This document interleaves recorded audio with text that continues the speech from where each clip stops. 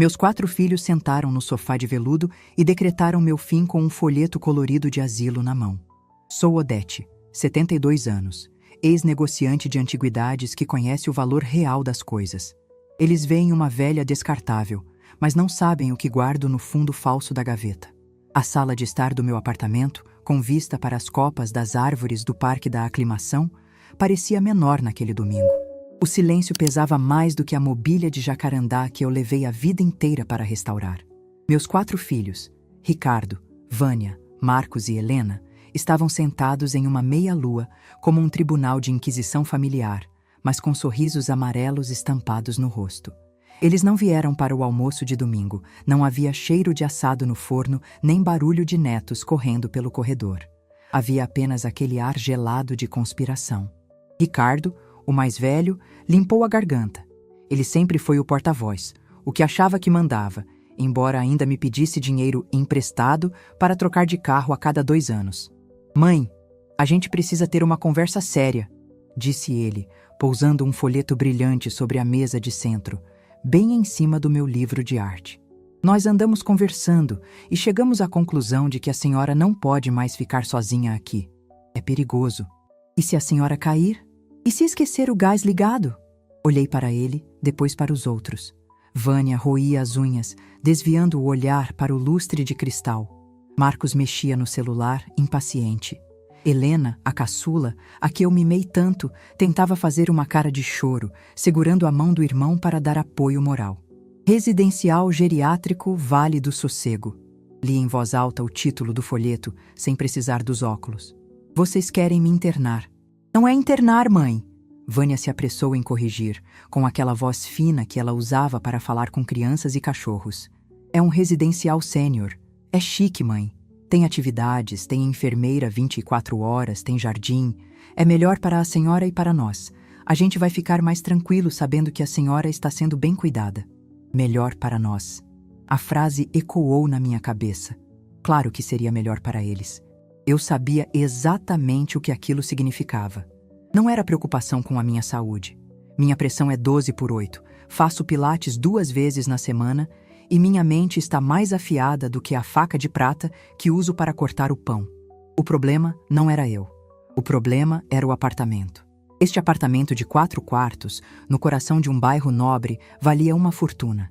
E eles, com suas vidas financeiras bagunçadas, casamentos falidos e dívidas de cartão de crédito, olhavam para as minhas paredes como se fossem feitas de barras de ouro. Enquanto eu estivesse aqui, viva e saudável, o dinheiro estava imobilizado. Mas se a mamãe fosse para um lugar seguro, o apartamento poderia ser alugado ou, quem sabe, vendido para custear o tratamento. E o que sobrasse, bem, o que sobrasse seria dividido. Senti um gosto amargo na boca, pior do que café velho. Não era o gosto da velhice, era o gosto da traição. Criei os 4 sozinha depois que o pai deles morreu, quando Helena ainda usava fraldas. Vendi joias, restaurei móveis até minhas mãos ficarem ásperas. Aprendi a negociar com leiloeiros que tentavam me passar a perna, tudo para que eles tivessem as melhores escolas, os dentes alinhados, as roupas da moda. E agora, o pagamento era aquele folheto com fotos de idosos sorrindo falsamente enquanto jogavam bingo. "A decisão já está tomada?" Perguntei, mantendo a voz firme, embora meu coração estivesse batendo descompassado. Não de medo, mas de uma fúria fria.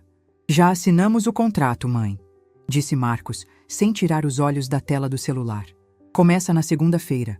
A gente já pagou a entrada. Foi caro, viu? A senhora vai ter tudo do bom e do melhor." "Segunda-feira?" repeti. "Amanhã? É melhor não adiar, né?" Ricardo completou, cruzando os braços. "Assim a senhora não fica sofrendo de ansiedade. A gente ajuda a fazer a mala. Só o básico, viu? Lá tem tudo. Não precisa levar muita coisa. O quarto não é muito grande. É aconchegante." Olhei para os objetos ao meu redor. Cada quadro na parede tinha uma história. O vaso chinês no canto da sala foi uma conquista de um leilão em 1985. O tapete persa eu trouxe de uma viagem que fiz quando finalmente consegui respirar financeiramente. Eles queriam que eu resumisse 72 anos de vida a uma mala de roupas velhas e me mudasse para um quarto aconchegante de 12 metros quadrados. A dor veio forte no peito, mas eu engoli. Não ia chorar na frente deles. Aprendi no mundo dos negócios de antiguidades que quem demonstra fraqueza perde a venda. E eles achavam que estavam fechando o negócio da vida deles. Achavam que eu era apenas uma velha teimosa, apegada a coisas velhas. Eles nunca entenderam meu trabalho. Para eles, eu era apenas uma acumuladora organizada. Nunca se interessaram em saber que aquele quadro feio no corredor era um original de um pintor modernista pouco conhecido, mas valiosíssimo. Nunca perguntaram sobre os livros raros na estante. Respirei fundo, sentindo o ar entrar nos pulmões e esfriar meu sangue. Tudo bem, eu disse. O silêncio na sala foi de choque. Eles esperavam gritos, choro, drama. Esperavam que eu me agarrasse ao batente da porta. Eles tinham preparado todo um arsenal de argumentos para me convencer, e eu os desarmei com 2 palavras. Tudo bem?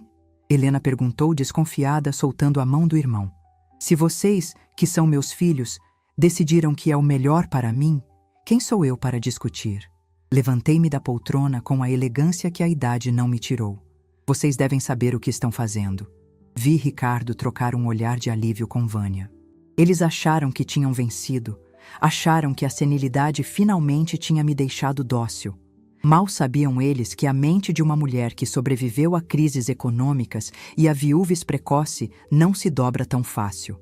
Eu vou para o meu quarto arrumar minha mala, anunciei. Sozinha, não quero ninguém mexendo nas minhas gavetas. Tenho minhas intimidades. Claro, mãe, claro. Ricardo se levantou, prestativo. Leve o tempo que precisar. A gente espera aqui. Vamos pedir uma pizza enquanto isso. Caminhei pelo corredor, ouvindo o burburinho animado deles às minhas costas. Já estavam celebrando. Provavelmente já estavam discutindo quem ficaria com a chave do apartamento ou quanto poderiam pedir de aluguel. Entrei no meu quarto, o meu santuário, e fechei a porta com chave. Encostei a testa na madeira fria por 1 segundo e permiti que uma única lágrima escorresse. Uma só. Era tudo o que eles mereciam. Depois, sequei o rosto. Abri meu guarda-roupa. Não peguei os vestidos de ficar em casa, aqueles de malha que eles esperavam que eu usasse no asilo. Peguei meus conjuntos de linho, meus lenços de seda, meus sapatos de couro confortáveis, mas elegantes. Fui até a penteadeira e abri a gaveta de baixo, aquela que tinha um fundo falso que eu mesma projetei. De lá, tirei uma pasta de couro. Dentro não havia fotos de família. Havia extratos bancários de contas que eles desconheciam completamente. Havia apólices de seguros, títulos de capitalização e, o mais importante, a escritura definitiva de 2 imóveis comerciais no centro da cidade que aluguei há anos através de uma imobiliária, para que o nome da família não aparecesse diretamente nos boletos que chegavam em casa. Eles achavam que eu vivia da pensão do pai deles e de algumas economias. Pobres coitados. Nunca souberam que a velha dos móveis tinha construído um patrimônio sólido, tijolo por tijolo, quadro por quadro. Eu sempre vivi de forma discreta, sem ostentação, porque aprendi que dinheiro faz barulho, mas riqueza gosta de silêncio. Peguei também meu passaporte. Estava válido. Olhei para a data de validade e um sorriso fino surgiu nos meus lábios. Coloquei a pasta no fundo da mala, sob as roupas íntimas. Ninguém revistaria ali. Olhei ao redor do quarto. Havia uma pequena caixa de joias sobre a cômoda. Abri e peguei apenas o anel de rubi que comprei para mim mesma quando completei 60 anos. O resto, as correntinhas de ouro, os brincos de pérola que eles cobiçavam, deixei lá. Eram as iscas.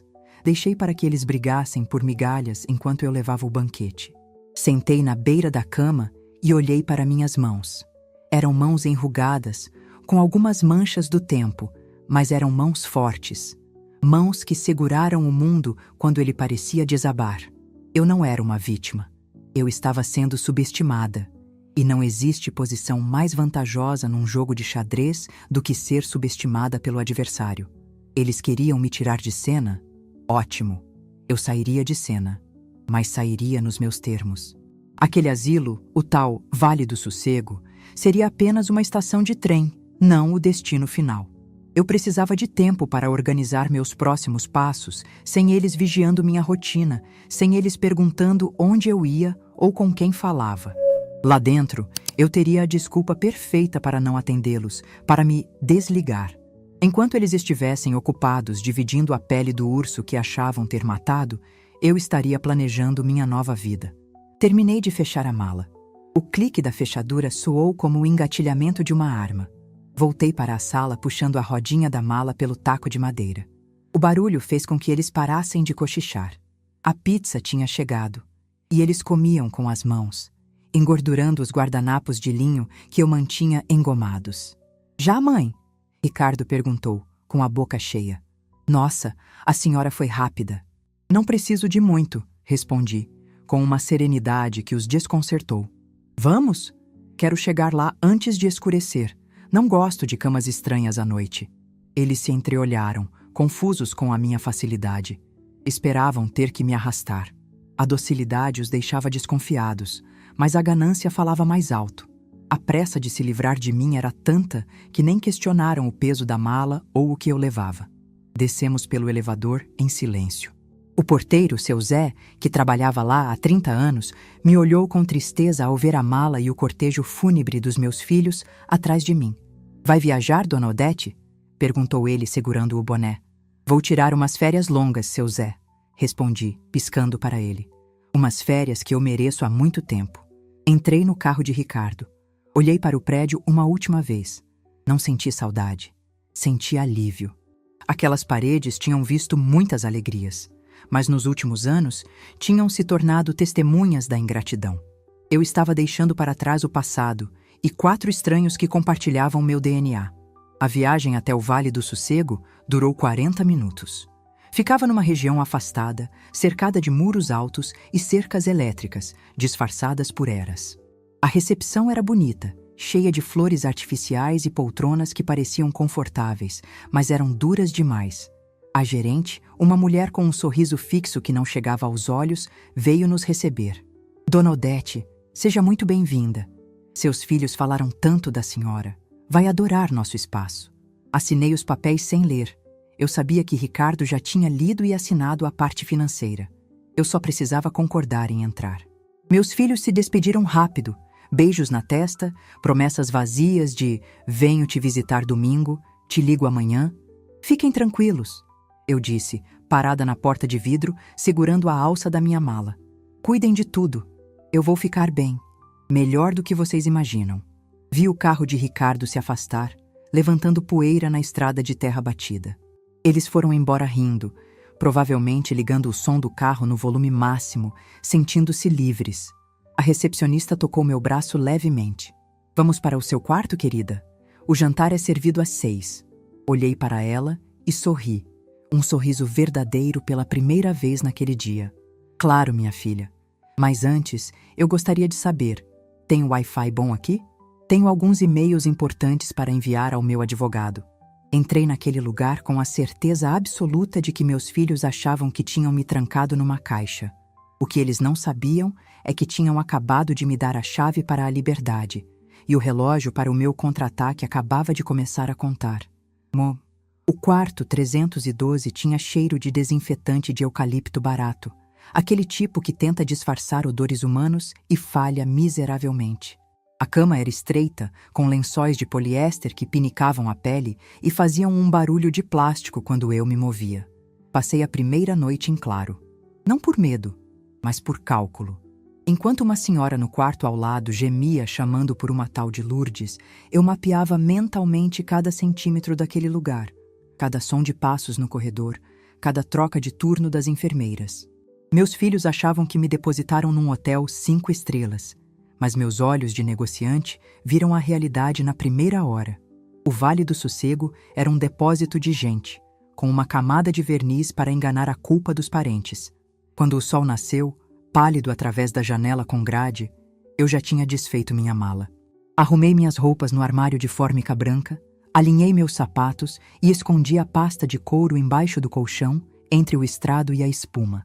Era um esconderijo óbvio para um ladrão profissional, mas ali, onde todos assumiam que velhos só escondiam bolachas e fotos antigas, Era seguro o bastante por enquanto. Às 7 da manhã, uma enfermeira jovem, com olheiras profundas e um crachá onde se lia Jéssica, entrou no quarto sem bater. "Bom dia, vovó", ela disse, com aquela alegria forçada que me dava náuseas. "Vamos tomar banho para o café?" Sentei-me na cama, endireitando a coluna. Olhei para ela por cima dos óculos que eu nem precisava usar, mas que davam um ar de autoridade. "Meu nome é Odete, Dona Odete, e eu tomo banho sozinha, minha filha. Pode deixar a toalha aí." Jéssica piscou, confusa. Ela estava acostumada com corpos dóceis, com mentes que já tinham desistido de lutar. "Mas é o protocolo do... Dona Odete. Preciso supervisionar para a senhora não cair."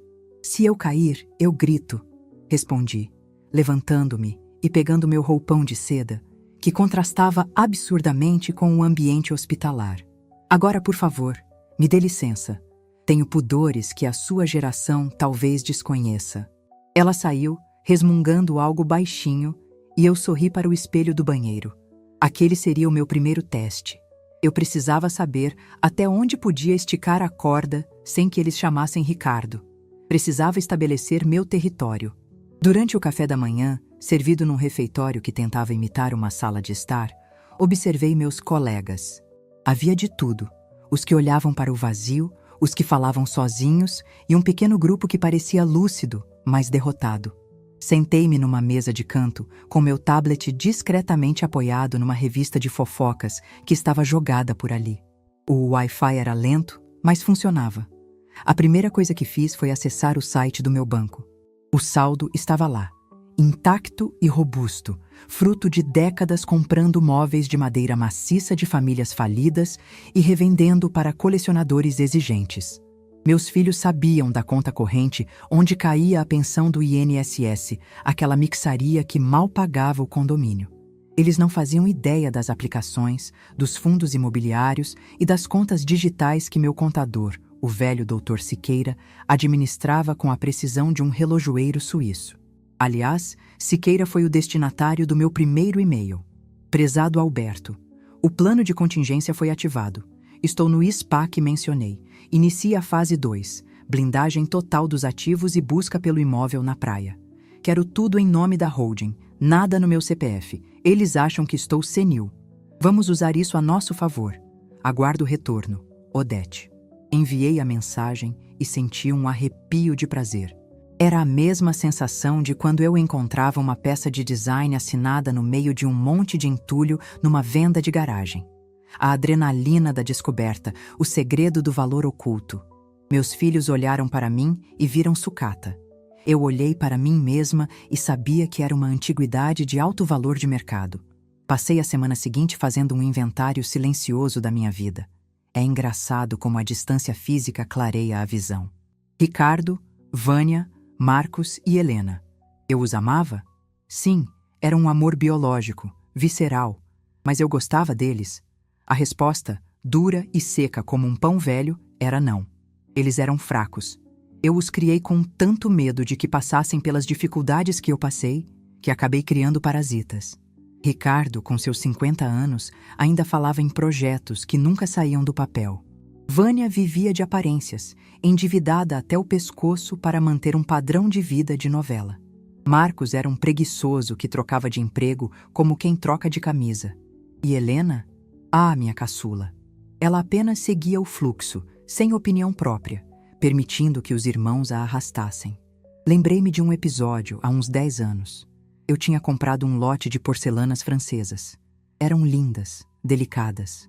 Ricardo entrou em casa, esbarrou na mesa e quebrou uma terrina do século XIX. Em vez de pedir desculpas, ele disse: "Mãe, por que a senhora enche a casa de velharia? Isso só serve para juntar pó." Naquele dia, eu apenas recolhi os cacos em silêncio. Deveria ter dito a ele que aquela velharia valia mais que o carro que ele dirigia. Mas eu calei. Sempre calei, achando que estava protegendo a harmonia familiar. Que erro! O silêncio da mãe é o adubo da ingratidão dos filhos. Agora, sentada na varanda do asilo, observando um jardineiro podar as roseiras com má vontade, eu percebia que minha subestimação tinha sido minha culpa também. Eu interpretei o papel da velhinha inofensiva, por tempo demais.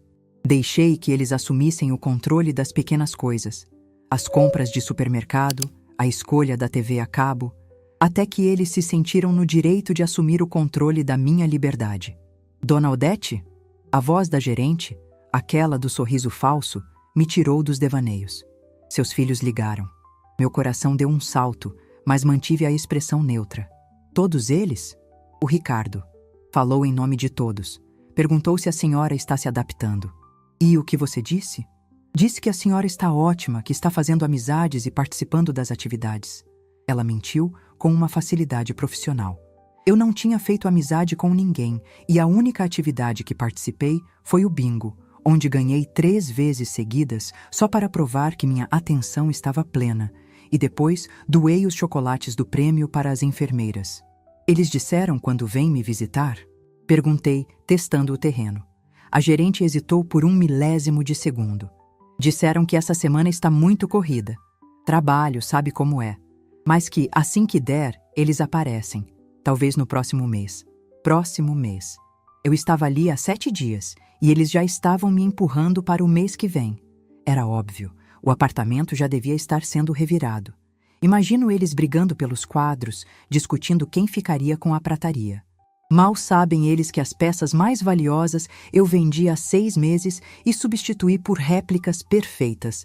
Aquele faqueiro de prata que Vânia tanto cobiçava. Latão banhado. O quadro do modernista no corredor, uma cópia de estudante de belas artes que me custou R$ 200 na feira da Benedito Calixto. Os originais estavam num cofre climatizado no centro da cidade, aguardando o momento certo para serem leiloados. Soltei uma risada baixa, seca. Algum problema, dona Odete? A gerente perguntou desconfiada. Nenhum, querida. Só estava pensando numa piada que ouvi. Pode dizer a eles, se ligarem de novo, que não precisam ter pressa. Estou muito ocupada. Voltei para o quarto e decidi que era hora de parar de apenas observar e começar a agir. Eu precisava de um aliado ali dentro. Alguém invisível, como eu. Meus olhos recaíram sobre a camareira, uma moça chamada Solange. Ela era silenciosa, eficiente e, o mais importante, parecia triste. Gente triste costuma ser mais honesta, porque não tem energia para gastar com mentiras. Solange limpava meu quarto com um cuidado que as outras não tinham. Ela não batia a vassoura nos móveis, não arrastava as cadeiras com violência. Numa tarde de terça-feira, enquanto ela trocava meus lençóis, eu estava sentada na poltrona, lendo um livro sobre investimentos imobiliários, disfarçado com uma capa de tricô que eu mesma fiz. Solange, chamei. Ela se assustou e deixou cair a fronha. Desculpe, dona Odete. Eu não queria incomodar. Você não incomoda, menina. Sente-se aqui 1 minuto. Não posso. A gerente tem câmeras no corredor. Se me virem parada... Eu disse para sentar na beira da cama, onde a câmera não pega. Ordenei, com voz firme, mas gentil. Preciso te fazer uma proposta de negócios. Ela arregalou os olhos, mas obedeceu.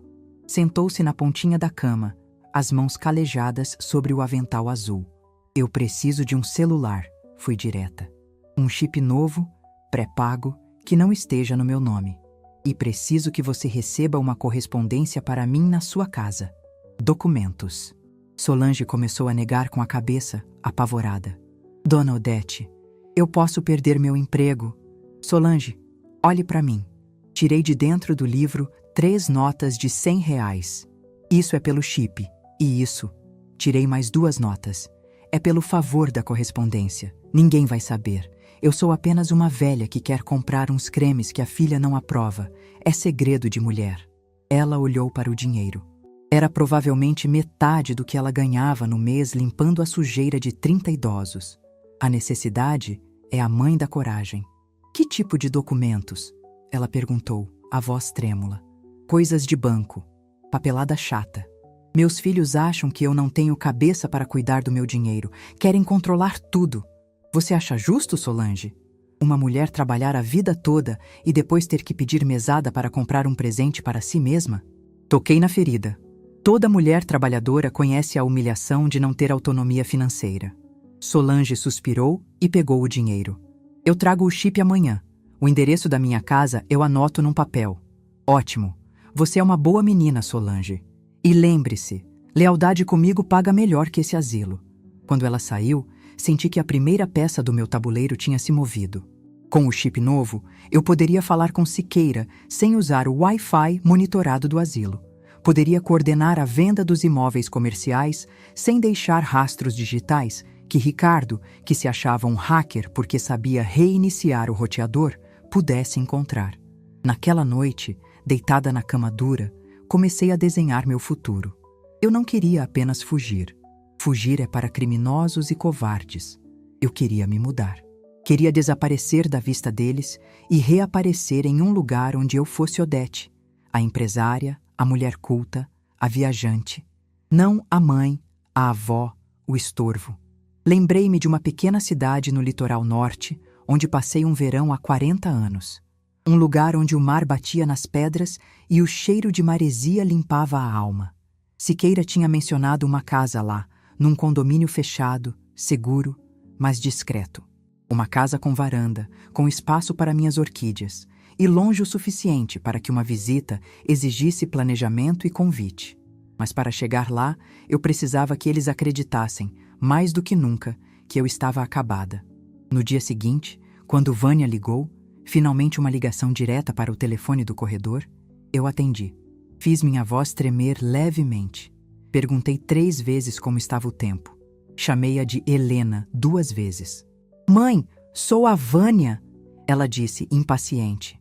Nossa, a senhora está confusa hoje, hein? Deve ser a adaptação. Ah, Vânia. Desculpe, minha filha. A cabeça da gente falha. E o apartamento? As plantas estão regadas? Estão sim, mãe. Não se preocupe com nada. A gente está cuidando de tudo. A senhora precisa descansar. Descansar, repeti com um suspiro teatral. Aqui é bom, filha. Tem mingau de aveia à noite. Eu gosto de mingau. Desliguei o telefone com um sorriso predatório. A senhora está confusa. Perfeito. Quanto mais confusa eu parecesse, menos eles vigiariam as movimentações financeiras maiores.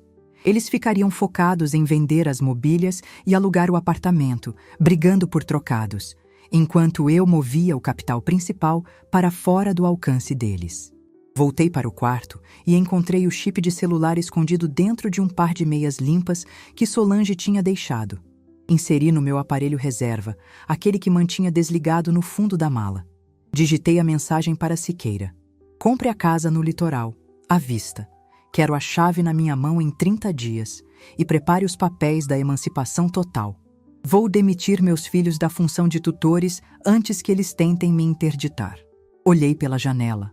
O muro do asilo era alto, mas o portão estava sempre aberto para fornecedores. Eu não precisava pular o muro. Eu sairia pela porta da frente, de cabeça erguida, num carro particular que viria me buscar.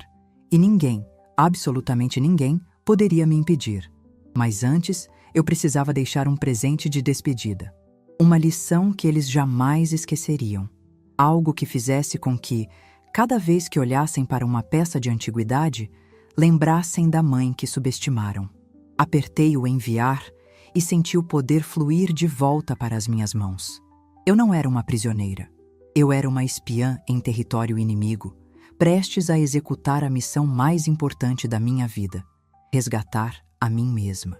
Os dias no Vale do Sossego se arrastavam com a lentidão de um xarope grosso e doce demais.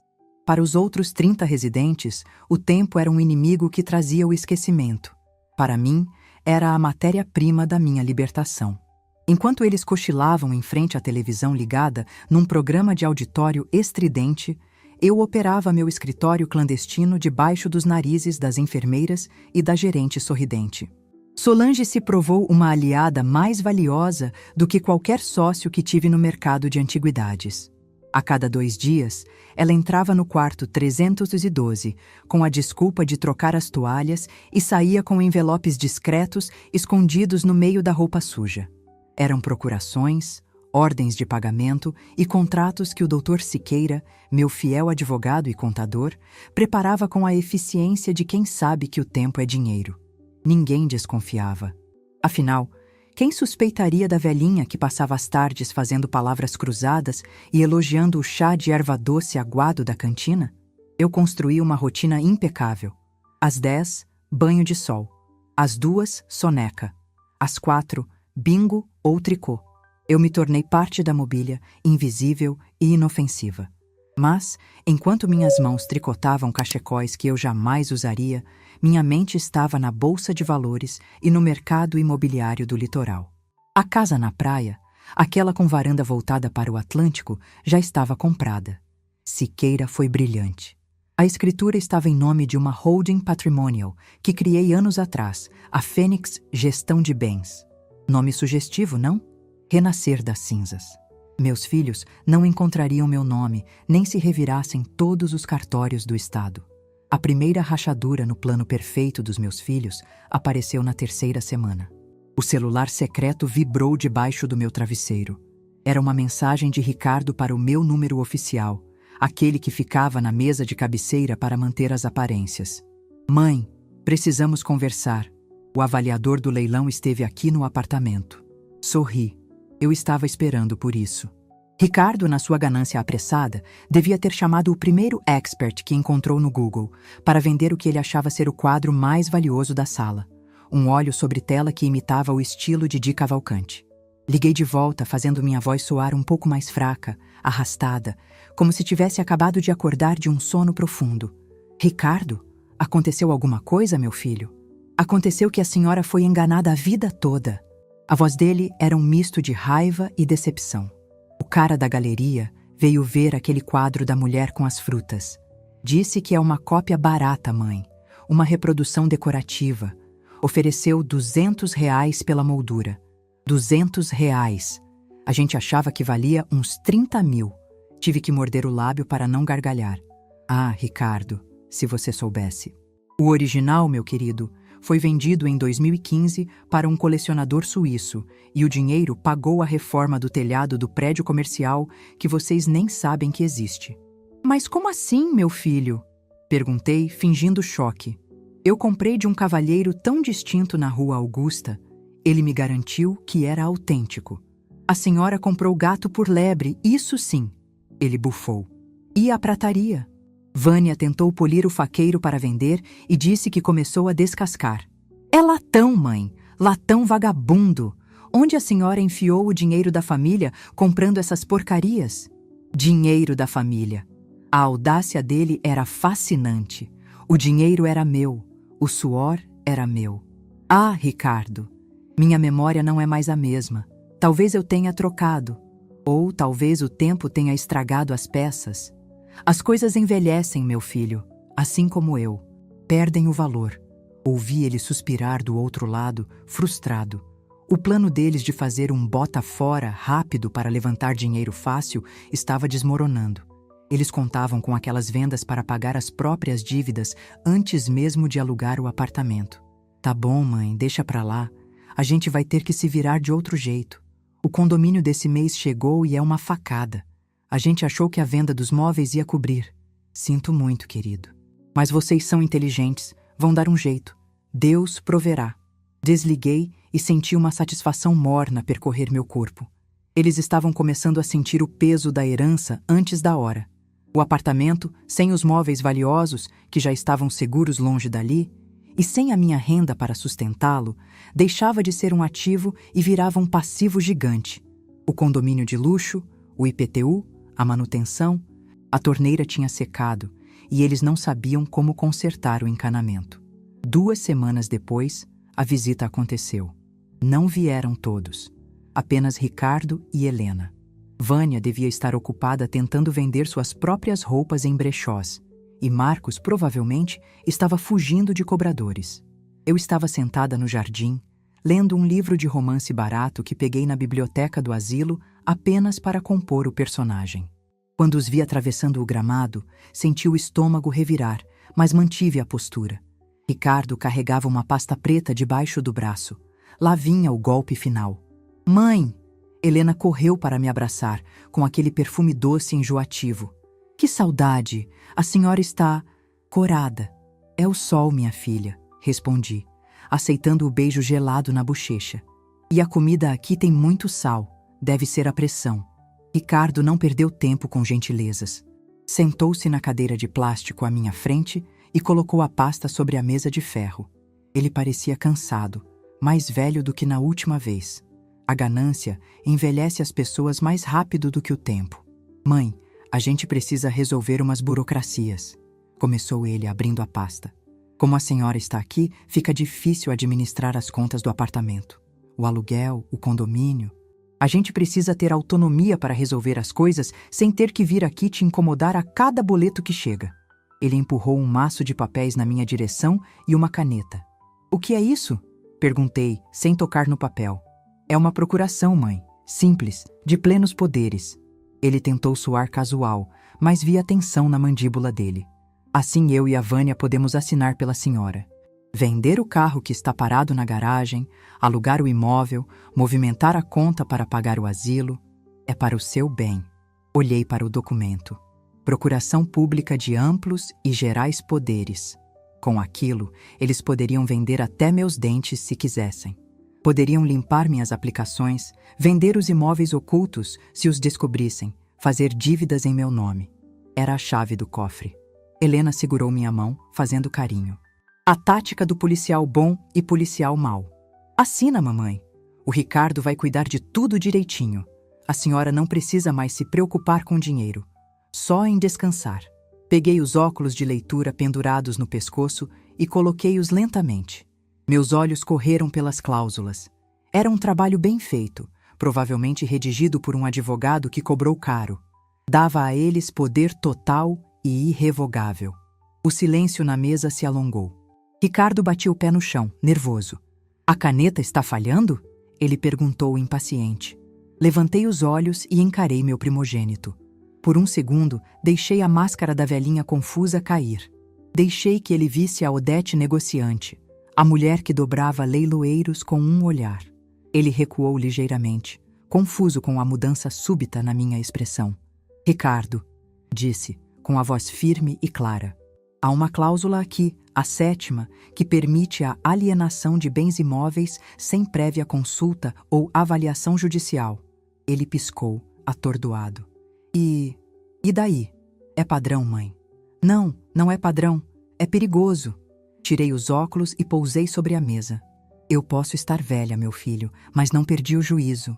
Se eu assinar isso, vocês podem vender o apartamento amanhã por metade do preço só para pegar o dinheiro rápido, e eu fico aqui, dependendo da boa vontade de vocês para pagar a mensalidade deste lugar. E se o dinheiro acabar? E se vocês gastarem tudo? Quem garante meu teto? Mãe, que ofensa! Helena se indignou, soltando minha mão. A gente jamais faria isso, nós somos seus filhos. Justamente por isso. Respondi, voltando ao tom suave, mas com uma pitada de veneno. Eu conheço vocês. Ricardo, você deve 3 cartões de crédito. Helena, seu marido está desempregado há 2 anos. O dinheiro na mão de vocês vira água. Ricardo ficou vermelho. A vergonha e a raiva brigavam no rosto dele. A senhora prefere deixar o apartamento mofando lá? O condomínio está atrasado, mãe. A gente não tem dinheiro para pagar R$3.000 de condomínio todo mês. Se não alugar ou vender, vai para leilão judicial. Aí estava. O desespero. Eles não tinham liquidez.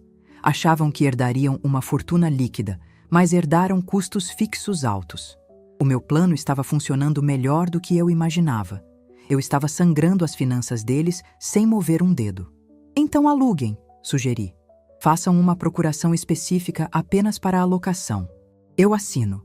Mas venda? Plenos poderes? Não. Empurrei o papel de volta para ele. Mãe, a senhora está sendo teimosa. Ricardo alterou a voz, fazendo algumas cabeças se virarem nas mesas próximas. A senhora não tem condição de decidir nada. Olha onde a senhora está, num asilo. Um residencial sênior, como vocês disseram, corrigi, sorrindo docemente.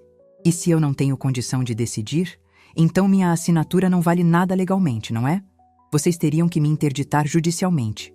E para isso, precisariam de um laudo médico dizendo que sou incapaz. Inclinei-me para frente, baixando o tom de voz para um sussurro conspiratório. E eu garanto a você, Ricardo, que nenhum médico honesto vai assinar esse laudo. Minha mente está mais afiada do que a da Vânia, que acredita em pirâmides financeiras. Ricardo pegou a pasta com violência, amassando a ponta dos papéis. Ele percebeu. Naquele momento, ele percebeu que a velha não era um fardo passivo. Havia uma resistência. Ele não entendeu a extensão do meu poder. Não sabia dos milhões escondidos ou da casa na praia. Mas entendeu que eu não seria a vítima fácil que ele esperava. Vamos embora, Helena, ele rosnou, levantando-se. Deixa ela aí. Quando o oficial de justiça bater na porta para penhorar o apartamento por falta de pagamento, ela vai ver quem tinha razão. Tchau, mãe, Helena murmurou, olhando para mim com um misto de pena e medo, antes de correr atrás do irmão. Observei-os se afastando. Eles pareciam menores do que quando chegaram. Tinham vindo buscar a coroa e saíram sem nem mesmo as migalhas. Voltei para o meu quarto com o coração acelerado, não de medo, mas de adrenalina. Aquele confronto foi arriscado. Eu revelei um pouco da minha lucidez, o que poderia fazer com que eles tentassem medidas mais drásticas, como a interdição forçada via judicial. Eu precisava acelerar. Peguei o celular escondido e liguei para Siqueira. Alberto, sou eu. A visita aconteceu. Eles estão desesperados por dinheiro. Vão tentar vender o apartamento a qualquer custo ou deixar as dívidas acumularem para me forçar a agir. A casa de Ubatuba está pronta, Odete. A voz rouca de Siqueira era a música mais linda que eu poderia ouvir. As chaves estão comigo. O carro para o transporte já está contratado. Uma empresa de segurança privada, muito discreta. Ótimo. Mas não posso sair agora. Preciso de mais 2 semanas. Por que, Odete? É arriscado ficar aí. Porque eu preciso que eles se enforquem um pouco mais na própria corda. Ricardo disse que o condomínio está atrasado. Deixa atrasar mais 1 mês. Quero que eles sintam o pavor da perda patrimonial. E tem mais uma coisa, Alberto. Diga, quero que você faça uma oferta anônima pelo apartamento. Houve um silêncio do outro lado da linha. Siqueira, esperto como era, demorou uns segundos para processar a genialidade da ideia. Uma oferta anônima? Sim, através da imobiliária parceira. Uma oferta baixa, muito baixa, humilhante. Diga que é um investidor que sabe que o imóvel tem dívidas e que a proprietária está institucionalizada. Você quer comprar seu próprio apartamento, Odete? Não. Eu quero que eles vendam o meu apartamento a preço de banana, achando que estão se livrando de um problema, para uma empresa que, no final das contas, é minha. Eu quero ver a cara deles quando descobrirem no futuro quem é a verdadeira dona. Siqueira soltou uma risada seca. Você é terrível, Odete. Sou apenas uma mãe ensinando uma lição sobre valor e preço. Prepare a oferta. E marque a minha saída para o dia 15. Será num domingo, dia de visita. Quero que o asilo esteja cheio. Desliguei o telefone e olhei para o espelho. A mulher refletida ali não tinha mais o olhar vago que treinei nas últimas semanas. Meus olhos brilhavam com a chama fria da justiça. Meus filhos acharam que me enterraram num buraco para morrer. Mal sabiam eles que eu era uma semente. E agora, no silêncio do meu quarto, eu podia sentir minhas raízes rompendo o concreto, prontas para derrubar as estruturas frágeis que eles construíram sobre a minha suposta fraqueza. Fui até a janela e olhei para o muro alto do Vale do Sossego. Daqui a 2 semanas, eu cruzaria aquele portão, não como uma fugitiva, mas como uma rainha partindo para o exílio voluntário, deixando para trás um reino em chamas que meus próprios herdeiros incendiaram. A recepcionista entrou no quarto naquele momento, trazendo o jantar. Sopa de legumes pálida. Dona Odete, tudo bem? Seus filhos saíram tão bravos. Sorri para ela, pegando a colher. Coisas de família, querida. Eles ficam irritados quando descobrem que a herança não é tão fácil de carregar quanto pensavam. Tomei a sopa. Tinha gosto de vitória. O telefone de Ricardo tocou numa terça-feira chuvosa, selando o destino deles e a minha vitória. Eu não estava lá para ver, mas Siqueira me descreveu a cena com a riqueza de detalhes que só um advogado observador possui. Meus filhos estavam encurralados. O condomínio do meu apartamento estava atrasado há 3 meses. O IPTU tinha chegado com aquela tarja vermelha de aviso de dívida ativa e as contas pessoais deles, cartões de crédito estourados, financiamentos de carros de luxo, formavam uma montanha intransponível. A oferta anônima pela compra do apartamento chegou como uma boia para quem está se afogando. Era indecente de tão baixa. O valor era 40% menor do que o mercado avaliava. Qualquer corretor sensato rasgaria a proposta. Mas meus filhos não eram sensatos, eram desesperados. É pegar ou largar, Ricardo, Siqueira disse ao telefone, interpretando seu papel magistralmente. O investidor sabe que o imóvel tem dívidas e que a proprietária está indisponível. Ele paga à vista. Dinheiro na conta em 48 horas. Eu soube que houve uma briga entre eles. Vânia queria pedir mais. Marcos queria aceitar imediatamente para pagar um agiota. Helena chorava.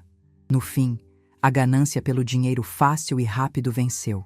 Eles usaram a procuração que eu assinei, aquela que permitia alienação em condições específicas de urgência. E venderam meu santuário, o apartamento de frente para o Parque da Aclimação, por preço de banana. O que eles não sabiam, e o que fazia meu café ter um gosto mais doce naquela manhã, era que o comprador era a Fênix Gestão Patrimonial. Ou seja, eu usei meu próprio dinheiro, aquele que eles desconheciam, para recomprar meu próprio imóvel com um desconto brutal. Na prática, meus filhos pegaram uma parte da minha liquidez, achando que estavam se livrando de um elefante branco, e me devolveram a escritura limpa, agora blindada por uma pessoa jurídica. Eles acharam que venderam a casa da mãe. Na verdade, eles apenas lavaram meu patrimônio e ficaram com o troco da padaria. Com o dinheiro na mão, a arrogância deles voltou. Ricardo trocou de carro na mesma semana. Vânia fez uma harmonização facial que a deixou parecendo um peixe assustado. E eu fui esquecida. O dia da minha saída do Vale do Sossego foi num domingo de sol, exatamente como planejei. Era dia 15, dia de visita. O estacionamento estava cheio de carros de famílias culpadas que vinham ver seus velhos por 1 hora para garantir o lugar no céu. Eu não fiz as malas escondida. Arrumei tudo calmamente sobre a cama. Solange, minha fiel escudeira, estava ao meu lado com os olhos marejados. "A senhora vai mesmo, dona Odete?" Ela perguntou, dobrando meu xale de seda. "Vou, minha querida. E você também vai." Entreguei a ela um envelope pardo. "Aqui está a carta de recomendação para a pousada da minha amiga em Ubatuba. O emprego é seu. O salário é o dobro do que pagam aqui. E lá você vai ver o mar todos os dias. Vá na terça-feira." Ela abraçou o envelope contra o peito, sem acreditar. A lealdade rara merece recompensas raras. Às 2 da tarde, um carro preto, blindado e discreto, estacionou bem na frente da porta de vidro da recepção. Não era um táxi, nem um Uber. Era um sedã de luxo com motorista uniformizado. 2 seguranças desceram, homens grandes de terno, que destoavam completamente daquele ambiente de fraldas geriátricas e sopa morna. A gerente, aquela do sorriso falso, correu até a porta alarmada. "O que é isso? Não é permitido estacionar aqui. É área de ambulância." Eu saí do meu quarto arrastando minha mala de rodinhas, vestindo um conjunto de linho cru impecável, óculos escuros de grife e o batom vermelho que eu não usava há meses. Caminhei pelo corredor central como se fosse uma passarela. Os outros idosos pararam o bingo para olhar. As enfermeiras cochichavam. Cheguei à recepção no momento em que os seguranças entravam. "Dona Odete?" Um deles perguntou com respeito militar. "O doutor Siqueira nos enviou. O carro está pronto." "Dona Odete, onde a senhora pensa que vai?" A gerente se colocou na minha frente, tentando bloquear a passagem. "A senhora não pode sair sem autorização dos responsáveis. Seus filhos precisam assinar a alta." Parei e baixei os óculos escuros até a ponta do nariz, encarando-a com o desprezo que ela merecia. "Meus filhos não são meus donos, minha cara. Eu sou uma cidadã livre, em pleno gozo das minhas faculdades mentais, e este estabelecimento é uma prestadora de serviços, não um presídio." "Mas o contrato..." Ela gaguejou, olhando para os seguranças armados. "O contrato foi rescindido unilateralmente por justa causa, devido à falha na prestação de serviços e violação de privacidade. Meu advogado enviou a notificação oficial para o seu e-mail há exatamente 2 minutos. Sugiro que verifique antes de tentar me impedir e cometer o crime de cárcere privado." Ela empalideceu e correu para o computador. Eu não esperei. O segurança pegou minha mala e me ofereceu o braço. "Vamos, dona Odete. A estrada nos espera." Atravessei a porta de vidro automática. O ar do lado de fora tinha cheiro de gasolina e poeira, mas para mim era o perfume da liberdade. Entrei no carro climatizado, onde uma garrafa de água gelada e uma caixa de chocolates finos me aguardavam. Mimos de Siqueira. Enquanto o carro se afastava, levantando poeira e deixando o Vale do Sossego para trás, não olhei pelo retrovisor. Quem olha para trás, tropeça. Eu olhava para o horizonte, para o litoral norte, para a minha nova vida. O tempo passou de uma forma curiosa. Para mim, na minha casa em Ubatuba, os meses voaram ao som das ondas e do vento nas palmeiras. Recuperei meu peso, minha cor e minha alegria. Plantei uma horta, voltei a pintar quadros, agora assinando com um pseudônimo, e fiz amizade com os pescadores locais, que me traziam o peixe mais fresco todas as manhãs. Para os meus filhos, porém, o tempo deve ter sido uma névoa de consumo e esquecimento. Eles não me visitaram, não ligaram. O dinheiro da venda do apartamento deve ter durado alguns meses, o suficiente para eles se sentirem ricos e importantes. Eles presumiram que o dinheiro que sobrou na minha conta, que eles achavam que eu tinha, estava pagando o asilo. Ou pior, eles simplesmente pararam de pagar e assumiram que o asilo entraria em contato se houvesse problemas. Como o asilo tinha recebido uma multa rescisória gorda paga por Siqueira para encerrar o assunto sem escândalos, eles nunca cobraram nada de Ricardo. O silêncio foi absoluto. 18 meses. 1 ano e meio. Foi preciso que o dinheiro deles acabasse de novo para que se lembrassem da mamãe. Siqueira me ligou numa tarde de quinta-feira. Eles estão indo para lá, Odete. Ricardo ligou para o asilo ontem. Ninguém atendeu. E ele resolveu ir pessoalmente. Parece que precisa da sua assinatura para algum resgate de previdência que encontraram nos papéis antigos do seu marido. Deixe que vão, respondi, bebericando meu chá gelado na varanda. É hora do show. Imagino a cena como se estivesse lá. O carro de Ricardo, agora já com alguns arranhões e sujo, estacionando no pátio de terra batida. Eles descendo. Provavelmente só Ricardo e Vânia desta vez, já que a gasolina está cara, com aquela cara de enfado de quem está cumprindo uma obrigação social desagradável. Eles entraram na recepção com aquele ar de superioridade que herdaram não sei de quem, pois eu sempre ensinei humildade. Boa tarde, Ricardo deve ter dito, batendo as chaves do carro no balcão. Viemos visitar a dona Odete, Odete Silveira. Quarto 312. A recepcionista não era mais a mesma da minha época. Era uma moça nova que não sabia quem era Ricardo, nem Vânia, nem a história da família. Ela digitou o nome no computador, franziu a testa e digitou de novo. Odete Silveira? Ela perguntou confusa. É, minha mãe. Ela está aqui há quase 2 anos. A gente quer fazer uma surpresa. A moça virou o monitor, verificando o cadastro inativo. Senhor, não tem nenhuma Odete Silveira residente aqui. Ricardo deve ter soltado aquela risada nervosa dele. Como não? Claro que tem. Quarto 312. A gente paga... Quer dizer, a gente colocou ela aqui. Senhor, o quarto 312 está ocupado pelo seu Agenor há 6 meses. Vânia, impaciente, deve ter se intrometido. Olha aqui, querida, deixa de incompetência. Chama a gerente. Minha mãe é uma senhora distinta, cabelo branco curto, usa óculos... A recepcionista, seguindo os registros do sistema, leu a última anotação na ficha. Ah, encontrei o histórico aqui. O contrato foi encerrado. Encerrado? A voz de Ricardo falhou. Como assim encerrado? Ela faleceu? Essa é sempre a primeira esperança dos herdeiros falidos. A morte que traz o seguro de vida. Não, senhor. A recepcionista respondeu, com a naturalidade de quem dá uma informação trivial. Ela pediu desligamento. Ela pediu, mas ela não pode pedir. Ela é idosa. Nós somos os responsáveis. Ricardo começou a gritar, batendo no balcão.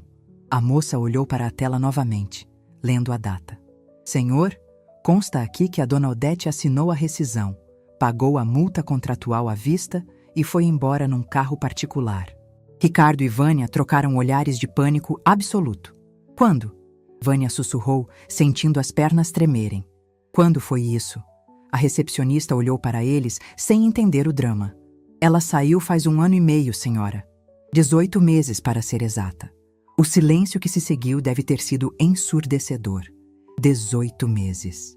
Eles passaram 1 ano e meio gastando o dinheiro da venda do apartamento, viajando, comprando roupas, jantando fora, crentes de que a mãe estava trancafiada num quarto de 12 metros quadrados, enquanto eu estava livre. Eles abandonaram a mãe de tal forma que nem perceberam que ela não estava mais lá. Para onde ela foi? Ricardo exigiu saber, agarrando o colarinho da camisa, suando frio. Vocês têm que ter um endereço. O endereço de encaminhamento é o escritório de advocacia Siqueira em Associados. A senhora não deixou contato pessoal. Disse apenas. A moça leu a observação no sistema e sorriu levemente. Disse apenas. Se meus filhos aparecerem, digam que fui viver a vida que eles tentaram me roubar. Eles saíram do asilo atordoados. O medo agora era real. Não medo pela minha segurança, mas medo das consequências. Se eu estava solta, lúcida e com advogado, o que mais eu tinha feito? A resposta veio 2 horas depois, quando invadiram o escritório de Dr. Siqueira no centro da cidade, sem hora marcada. Siqueira me contou que os recebeu em sua sala de reuniões, aquela com a mesa de mogno imensa e o ar-condicionado gelado que faz qualquer um se sentir pequeno. Onde está minha mãe, Siqueira? Ricardo entrou gritando. Você sequestrou ela! Isso é crime! Abuso de incapaz. Siqueira, calmo como um monge tibetano, apontou para as cadeiras.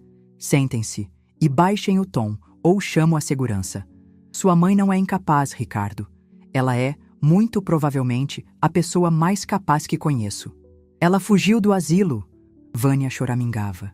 Ela está senil, perambulando por aí. Nós precisamos encontrá-la. Ela não está perambulando. Ela está em sua residência de praia, muito bem instalada, segura e feliz. E, o mais importante, longe de vocês. Residência de praia? Que residência? Marcos, que tinha chegado atrasado ao escritório, perguntou. A mãe não tem casa na praia. Ela mal tinha dinheiro para o condomínio. Siqueira sorriu. Aquele sorriso de tubarão que eu tanto admirava. Ele abriu uma pasta sobre a mesa e deslizou 3 documentos na direção deles. Sua mãe, meus caros, é uma mulher de recursos. Recursos que ela acumulou com inteligência enquanto vocês gastavam com futilidades. A casa na praia foi comprada à vista. Com que dinheiro? Ricardo estava roxo. Nós vendemos o apartamento para pagar as dívidas. Não sobrou nada. Ah, o apartamento... Siqueira juntou as mãos, saboreando o momento. Curioso vocês mencionarem. Vocês venderam o apartamento por 1.200.000, certo? Um imóvel que valia 2 milhões. Uma pechincha. Era urgente. Ricardo defendeu-se. Sim, a urgência da ganância. Pois bem, o comprador, a Fênix Gestão, é uma holding. Vocês sabem quem é a acionista majoritária e única dessa holding? Eles ficaram mudos. O som do relógio de parede parecia marteladas. Não! Vânia sussurrou, levando a mão à boca. Sim, confirmou Siqueira. Dona Odete, sua mãe comprou o próprio apartamento de vocês. Vocês venderam o patrimônio dela, para ela mesma, e com um desconto de 40%. Parabéns, Ricardo. Você foi o pior negociante da história da família. Ricardo caiu na cadeira como se tivesse levado um soco no estômago. A realidade desabou sobre eles como um prédio demolido. Então, o dinheiro que a gente gastou, Marcos gaguejou. Era dela. E o apartamento continua sendo dela. Só que agora está protegido. E vocês não têm mais procuração. Não têm chaves, não têm acesso. A fonte secou. Isso é golpe! Ricardo tentou desesperado. Ela nos enganou. Ela fingiu estar louca. Ela não fingiu nada. Vocês que presumiram a incapacidade dela porque lhes era conveniente. Vocês a subestimaram. Acharam que podiam descartar a mulher que os criou como se fosse um móvel velho. Agora, lidem com o fato de que o móvel velho é dono do tabuleiro inteiro. Siqueira empurrou um último papel para eles. O que é isso? Helena perguntou com voz de choro. A notificação oficial. Sua mãe está cortando qualquer ajuda financeira, mesada, empréstimo ou socorro a partir de hoje. E ela deixou uma ordem expressa. Se vocês tentarem se aproximar da casa dela em Ubatuba sem convite escrito, ela pedirá uma medida protetiva com base na lei do idoso, alegando violência patrimonial e psicológica. E com as provas que temos, a venda do apartamento a preço vil, o abandono no asilo por 18 meses sem visita, qualquer juiz concederá a ordem em 5 minutos. Eles olhavam para os papéis atônitos. A vida mansa, a rede de segurança, a herança antecipada, tudo tinha virado fumaça. Eles não eram mais os herdeiros impacientes de uma velha moribunda. Eram 4 adultos falidos, sem teto, pois contavam com a volta para o apartamento da mãe quando o dinheiro acabasse. E sem a mãe. Ela não pode fazer isso. Vânia chorava copiosamente agora. Ela é nossa mãe. Exatamente, disse Siqueira, fechando a pasta com um baque seco. E como mãe, ela decidiu que é hora de vocês crescerem. A aula começou tarde, mas será inesquecível. Lá em Ubatuba, o sol estava se pondo, pintando o céu de laranja e roxo. Meu celular tocou. Era Ricardo. Deixei tocar até cair na caixa postal. Depois, Vânia, Marcos, Helena. O telefone vibrou por 1 hora seguida. Não atendi. Não senti culpa. Senti apenas uma leveza imensa, como se tivesse tirado uma mochila de pedras das costas. Peguei meu tablet e bloqueei os 4 números. Fui até a beira da piscina e olhei para o meu reflexo na água. A velha descartável tinha morrido no quarto 312 do Vale do Sossego. Quem estava ali era Odete, a Fênix. E eu tinha muito o que viver ainda. Eles descobriram meu poder da pior maneira possível, sentindo a ausência dele em suas vidas. A torneira fechou, o cofre trancou. E a chave? Bem, a chave estava agora no fundo do mar, metaforicamente falando. Amanhã eu começaria a escrever o último capítulo dessa história, não para eles, mas para mim. O legado que eu deixaria não seria dinheiro para parasitas, mas um exemplo de dignidade para quem quisesse ver. E talvez, só talvez, uma doação generosa para aquele asilo, especificamente para aumentar o salário das enfermeiras e da camareira Solange, as únicas que me trataram como gente quando eu era apenas um número. A noite caiu e as estrelas brilharam mais forte. Eu estava sozinha, sim. Mas pela primeira vez em décadas, eu não estava solitária. Eu estava em minha própria companhia e descobri que ela valia mais do que qualquer almoço de domingo falso. A brisa do mar aqui em Ubatuba tem um jeito diferente de bater no rosto da gente. Não é aquele vento carregado de fuligem e pressa da capital. É um vento que traz sal, calma e, acima de tudo, a sensação de que o tempo é meu aliado, não meu carrasco. Estou sentada na varanda da minha casa, com os pés descalços sobre a madeira morna do deck, observando as ondas quebrarem ritmadas. Faz 6 meses desde aquele dia fatídico no escritório do Dr. Siqueira, quando meus filhos descobriram que a velha senil era, na verdade, a dona do tabuleiro. A nova realidade se estabeleceu como a maré, inevitável e constante. Minha rotina agora é ditada pelo nascer do sol e pelas minhas vontades. Acordo cedo, não porque preciso tomar remédios ou esperar a enfermeira Jéssica com seu sorriso falso, mas porque quero ver minhas orquídeas.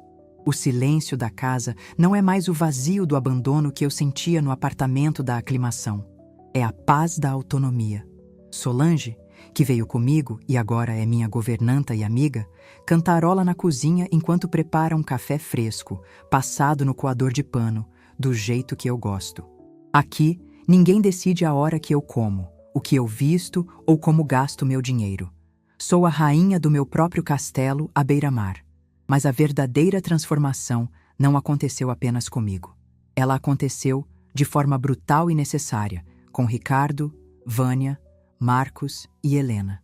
Siqueira continua sendo meu elo com o mundo que deixei para trás.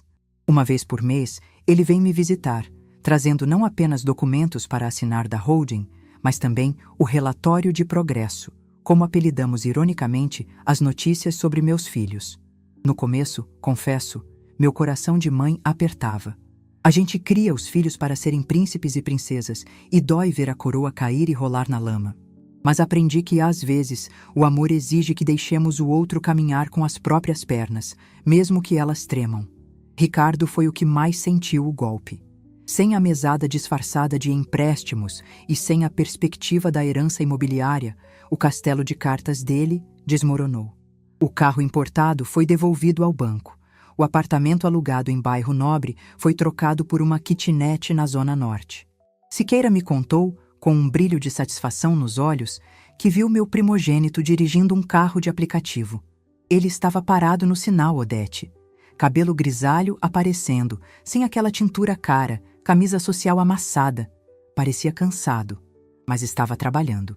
Pela primeira vez em 50 anos, Ricardo estava suando para pagar as próprias contas. Não havia mãe para socorrer, não havia imóvel para vender. Era ele e o asfalto. Aquilo me deu uma pontada de tristeza, mas logo foi substituída por um orgulho estranho. Talvez, finalmente, ele estivesse se tornando o homem que eu tentei criar e falhei por excesso de zelo. Vânia, a que vivia de aparências, teve que descer do salto alto. As sessões de harmonização facial acabaram. As roupas de grife foram vendidas em brechós online para pagar o aluguel atrasado. Ouvi dizer que ela começou a fazer bolos para vender para fora. Minha filha, que dizia ter alergia à cozinha, agora descobria que a farinha e o ovo pagam mais contas do que a arrogância. Marcos arrumou um emprego numa loja de materiais de construção, carregando peso e atendendo clientes. E Helena, minha caçula. O marido finalmente teve que aceitar um emprego que considerava inferior, e ela está trabalhando como recepcionista em uma clínica dentária. Eles estão vivendo a vida real, a vida que a maioria dos brasileiros vive. A vida que eu vivi antes de construir meu patrimônio. E a maior lição que eu poderia dar a eles não foi o dinheiro, foi a falta dele. A torneira seca ensina a valorizar a água. Mas minha jornada não era apenas sobre punir meus filhos ou me isolar no paraíso. Havia algo que ainda me incomodava, uma pendência moral que eu precisava resolver. O Vale do Sossego. Aquele lugar, com seus muros altos e sua gerente de sorriso plastificado, ainda assombrava minhas memórias. Não por mim, que consegui sair, mas pelos que ficaram. Pelo seu Agenor, que ocupou meu quarto e provavelmente olhava para o teto mofado, esperando uma visita que nunca viria. Pela senhora que gritava por Lourdes, pelas enfermeiras mal pagas que descontavam a frustração nos pacientes. Eu tinha o dinheiro, tinha o poder. E agora, tinha o propósito. Chamei Solange na varanda numa tarde de terça-feira. Solange, minha filha, sente-se aqui. Ela sentou, limpando as mãos no avental, com aquele respeito carinhoso de sempre. A senhora precisa de alguma coisa, dona Odete? Mais chá? Não, querida. Preciso da sua opinião. Você lembra do Vale do Sossego? Ela estremeceu. Deus me livre, dona Odete. Lugar triste. Só de lembrar me dá arrepio. Pois é, eu comprei o lugar. Solange arregalou os olhos, o queixo caindo. A senhora comprou o asilo? Mas para quê? Para se vingar daquela gerente? Ri balançando a cabeça. A vingança é um prato que se come frio, mas a justiça é um prato que se serve quente e para todos. Sim, a gerente foi demitida hoje de manhã. Siqueira cuidou disso pessoalmente. A empresa terceirizada de limpeza e cozinha também foi dispensada. Levantei-me e fui até a grade da varanda, olhando o horizonte. A Fênix Gestão Patrimonial agora é a proprietária única do imóvel e da operação. Vamos mudar o nome. Vai se chamar Casa de Repouso Nova Aurora. E sabe quem eu quero que seja a supervisora geral de humanização? Solange olhou para os lados procurando alguém. Quem, dona Odete? Você, Solange. Eu? Ela se levantou num pulo. Mas eu não tenho estudo, dona Odete. Eu só sei limpar e cuidar. Você tem o que falta naquela gente, empatia. Você sabe o nome dos idosos, sabe do que eles gostam, sabe quando estão tristes. A parte administrativa, os contadores resolvem. A parte médica, os médicos fazem. Mas o coração do lugar, isso eu quero que seja você. Vou pagar seus estudos, você vai fazer um curso de gestão. Mas quero que você vá lá uma vez por semana fiscalizar se estão tratando os velhinhos como gente ou como entulho. Ela começou a chorar. Não aquele choro contido de quando eu lhe dava uma gorjeta, mas um choro de quem, pela primeira vez na vida, é vista como capaz de algo grandioso. Eu aceito, dona Odete. Por Deus do céu, eu aceito. Nas semanas seguintes, transformamos aquele depósito de gente, O dinheiro que meus filhos esperavam herdar para gastar em viagens fúteis foi usado para reformar quartos, trocar colchões, contratar nutricionistas de verdade e criar um jardim onde as pessoas pudessem realmente tomar sol e não apenas cumprir horário. O impacto foi imediato. Recebi vídeos das novas atividades. Vi o seu Agenor sorrindo enquanto jogava dominó num salão recém-pintado. Vi a comida colorida e saudável nos pratos. Eu não estava apenas gastando minha fortuna. Eu estava investindo em dignidade. E, ironicamente, o negócio começou a dar lucro. Quando se trata as pessoas bem, a fama corre. Famílias que realmente se importavam começaram a procurar a nova Aurora. O que era um buraco deficitário virou referência. E foi no meio dessa fase de reconstrução que a carta chegou. Não era um e-mail, nem uma mensagem de WhatsApp. Era uma carta manuscrita, em papel de caderno, entregue pelo correio. A letra era redonda, infantilizada, mas familiar. Era de Helena. Sentei-me na poltrona da sala, com as mãos tremendo levemente, e abri o envelope. Não havia pedido de dinheiro. Não havia chantagem emocional barata. Mãe, não sei se a senhora vai ler isso. O Ricardo disse que é perda de tempo, que a senhora nos odeia. Mas eu precisava escrever. Hoje, no trabalho, uma senhora idosa chegou com dor de dente. A filha dela estava junto, segurando a mão dela, limpando a boca dela com tanto carinho. Eu fiquei olhando aquilo e comecei a chorar na recepção. Tive que ir para o banheiro. Lembrei de quando a senhora teve aquela gripe forte, anos atrás, e eu nem fui te visitar porque tinha uma festa. Lembrei de quando a deixamos naquele lugar horrível e saímos rindo, achando que estávamos livres. Eu não estou escrevendo para pedir nada. De verdade. O Siqueira foi bem claro. Estamos nos virando. É difícil, mãe. Nunca imaginei que fosse tão difícil ganhar dinheiro. Mas de um jeito estranho, estou me sentindo mais útil. Só queria dizer que sinto muito. Não pelo dinheiro que perdi, mas pela mãe que eu não soube ter. A senhora foi uma gigante e nós fomos anões. Espero que um dia, daqui a muitos anos, a senhora possa me perdoar. Não precisa responder. Só queria que soubesse. Sua filha, Helena. Dobrei o papel e o apertei contra o peito. Uma lágrima solitária escorreu, mas não era de dor. Era de alívio. A semente tinha germinado. Em solo árido, no meio das pedras da dificuldade, a humanidade da minha filha finalmente estava brotando. Ela precisou perder a mãe rica para encontrar a própria alma. Não respondi imediatamente. Aprendi que o silêncio também é pedagógico, mas guardei a carta na minha caixa de joias junto com o anel de rubi. Aquele pedaço de papel valia mais do que qualquer escritura que eu possuía. Hoje, ao pôr do sol, refleti sobre minha jornada. Começou com uma mala feita em silêncio e um coração partido. Passou pela estratégia fria, pelo cálculo, pela desconstrução da vida dos meus próprios filhos. Poderia parecer cruel para quem olha de fora. Que mãe faz isso? Eles perguntariam. Eu respondo. Uma mãe que ama o suficiente para ensinar a lição mais dura de todas. Uma mãe que se recusou a ser cúmplice da eterna imaturidade de adultos de 50 anos. Eu não os destruí. Eu os forcei a nascer. O parto foi tardio e doloroso, feito a fórceps de realidade, mas eles nasceram. Agora, são donos de seus próprios destinos, assim como eu sou do meu. Olho para o mar escuro agora. As estrelas começam a pontilhar o céu. Tenho 74 anos. Minha saúde é de ferro. Minha mente é uma navalha e meu espírito é livre. Tenho projetos. Quero viajar para a Itália no mês que vem para ver arte de verdade. Quero aprender a tocar piano.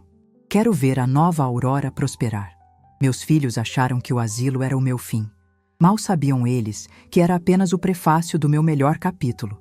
Eles queriam que eu fosse passado, uma memória desbotada numa foto distante. Mas eu escolhi ser futuro. Levanto a taça de vinho que Solange trouxe para mim. Faço um brinde silencioso ao vento. Aos recomeços, sussurro. E a coragem de ser quem a gente é, custe o que custar. Bebo um gole. O vinho é bom, encorpado, complexo, como a vida deve ser.